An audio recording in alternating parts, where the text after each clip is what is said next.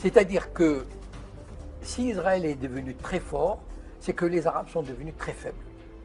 Et il n'y a pas de mesure. Comment expliquer ça? C'est que,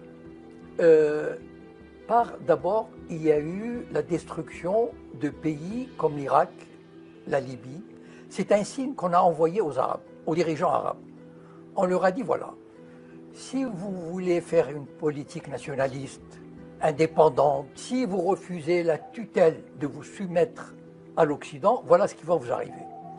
Et vous savez, les prétextes, on peut toujours trouver un prétexte pour détruire un pays. Il n'y a pas de problème. Voilà. Donc, on a envoyé des messages à des pays.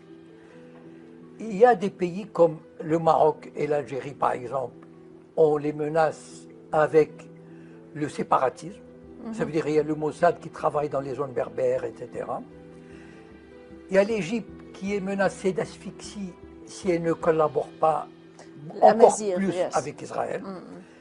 Donc en fait, il y a toutes sortes d'actions qui sont menées, qui sont, par exemple, les monarchies du Golfe, on peut leur dire, écoutez, si vous ne collaborez pas avec Israël, ben on va vous envoyer Daesh. Vous tenez à vos trônes, vous tenez à vos privilèges, vous tenez aux richesses accumulées à New York, à Genève, à Paris. Collaborez. Sinon, on vous confisque vos biens et on vous envoie Daesh. Donc en fait, ils sont dans une position de faiblesse. Pourquoi? Parce que la plupart des gouvernements arabes, la plupart, ou presque tous, sont des castes qui n'ont aucune légitimité. C'est-à-dire, ce sont des groupes qui ont pris le pouvoir et qui se maintiennent au pouvoir avec des tas de privilèges.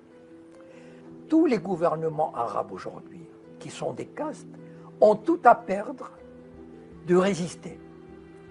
Et on a montré aux pays arabes que résister, faites attention, résister peut vous coûter cher, peut vous coûter la peau, peut vous coûter vos fortunes, vos trônes. Donc,